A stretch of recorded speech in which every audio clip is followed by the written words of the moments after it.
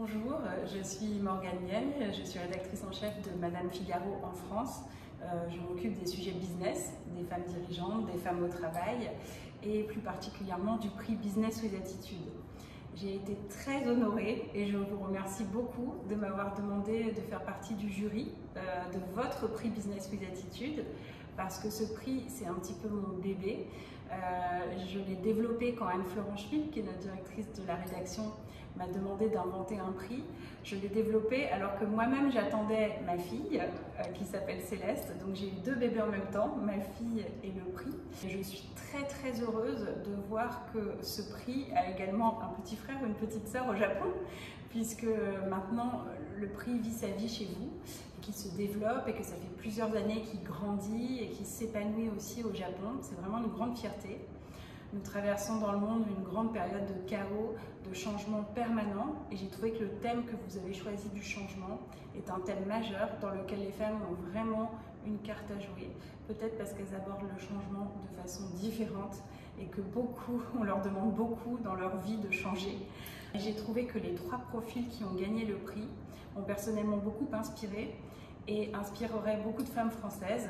Comment aider des personnes qui reprennent des entreprises familiales à changer pour les développer tout en respectant la tradition instaurée par leurs parents. C'est quelque chose qui concerne aussi chez nous en France beaucoup d'entrepreneurs et c'est très important pour continuer à faire grandir notre tissu d'entreprise. J'ai trouvé que c'était une idée brillante car peu de personnes osent dire que ça s'apprend.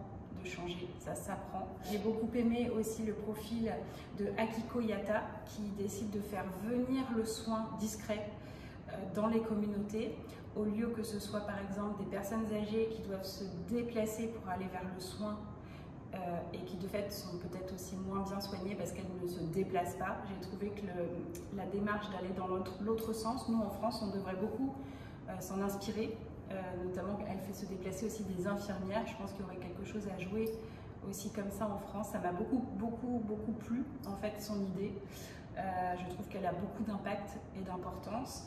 Et le profil de Hitomi Yamazaki, évidemment très important puisqu'il faut bien sûr former les femmes à la programmation.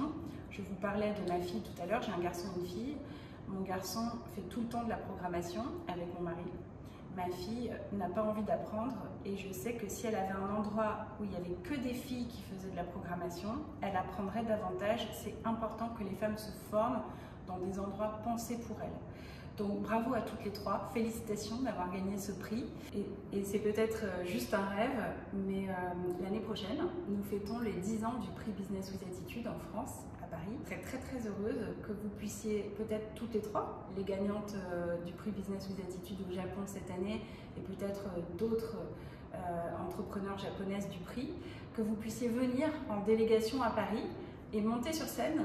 En fait, la grande scène sur laquelle nous allons fêter les 10 ans du prix en 2026, que vous puissiez venir nous rejoindre et rencontrer aussi sur place les femmes qui ont gagné ce prix depuis 10 ans, afin de créer une grande communauté et un grand dialogue mondial de femmes entrepreneurs. Je pense que vous avez beaucoup de choses à vous dire, que vous seriez très heureuse de vous rencontrer.